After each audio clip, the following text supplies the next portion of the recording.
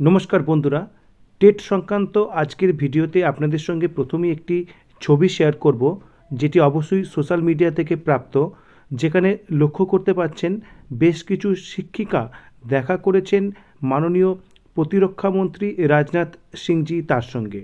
তো সেখানে কি বক্তব্য উঠে এসছে, কেনই বা তারা দেখা করলেন এবং এনারা কোন রাজ্যের শিক্ষিকা, সেই সমস্ত তথ্য নিয়ে আজকের ভিডিও। তার পাশাপাশি আপনাদের যে রুল 377 যেটির প্রয়োগ করে যে বিভিন্ন এমপি তারা এই বিষয়টি সংসদের আনছেন, তো সেই বিষয়েও কিন্তু আলোকপাত করব। তো দেখুন, এখানে যেটি জানা যাচ্ছে, সুলোচনা মরিয়া ইনি হচ্ছেন উত্তরপ্রদেশের যে শিক্ষিকাদের সংগঠন তার একজন নেত্রী। তিনি কি জানিয়েছেন সোশ্যাল মিডিয়াতে, দেখুন, টুডে ইন নিউ দিল্লি। দেখুন, নিউ দিল্লিতে কিন্তু তারা এই মিটিংটা করেছেন, যে তারা মিস্টার রাজনাথ সিংয়ের সঙ্গে দেখা করেছেন। All India women teachers associations, এখানে নাম থেকেই বুঝতে পারছেন women teachers associations visited the compulsory of TET exam. এই নিয়ে তারা দেখা করেছেন, তাদের একটা ডেলিগেশন টিম গেছিলেন। তো সেখানে কি তারা জানিয়েছেন, informed honourable G about Provisions of Right to Education Act 2009 and NCT on 23rd August 2010 notifications, in which all teachers appointed before 2010 are legally valid.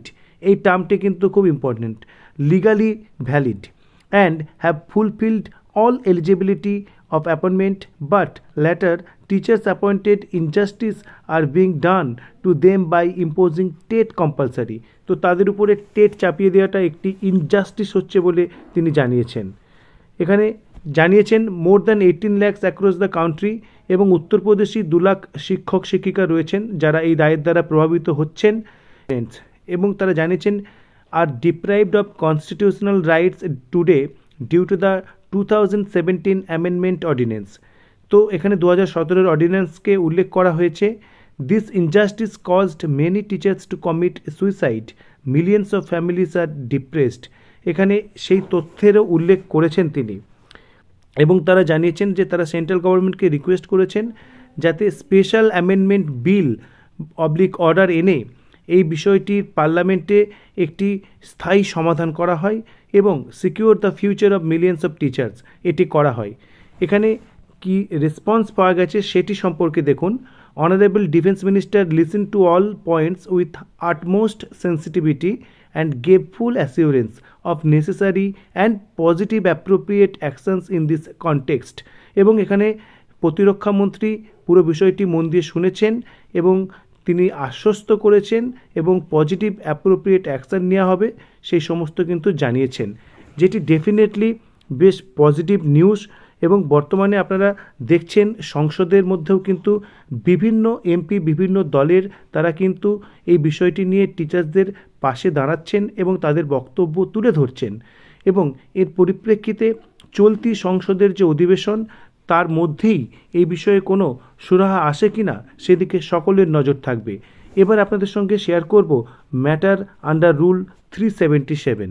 দেখুন, এটি 2 ডিসেম্বর 2025 একটি নোটস বলা যেতে পারে।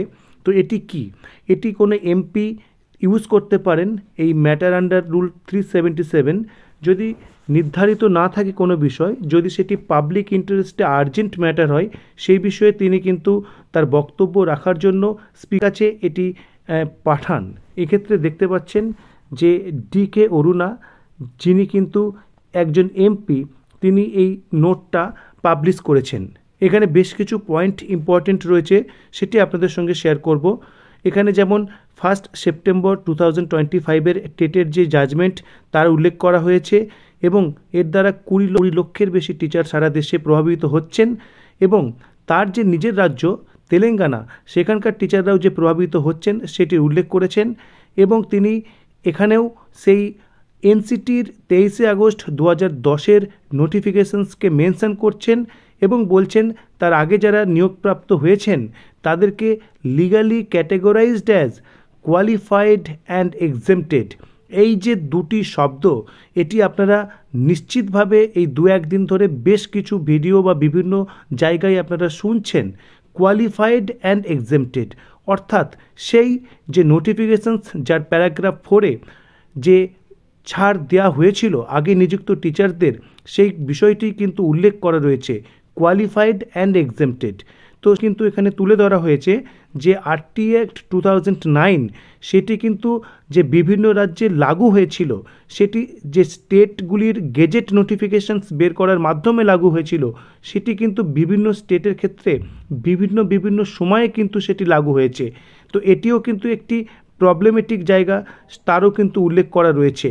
তার পাশাপাশি লাস্টে যেটি তিনি রিকোয়েস্ট করেছেন, I request the honourable minister to bring an amendment bill, কিন্তু অ্যামেন্ডমেন্ট বিল বা সংশোধনী বিল আনার জন্য কিন্তু রিকোয়েস্ট করেছেন যে মাননীয় শিক্ষামন্ত্রীকে। তাহলে যেটি আপডেট এখনও পর্যন্ত দাঁড়াচ্ছে যে এই টিচার্সদের প্রবলেমেটিক যে জায়গা, এখানে কিন্তু দল মত নির্বিশেষে সকলেই কিন্তু টিচারদের পাশে দাঁড়াচ্ছেন।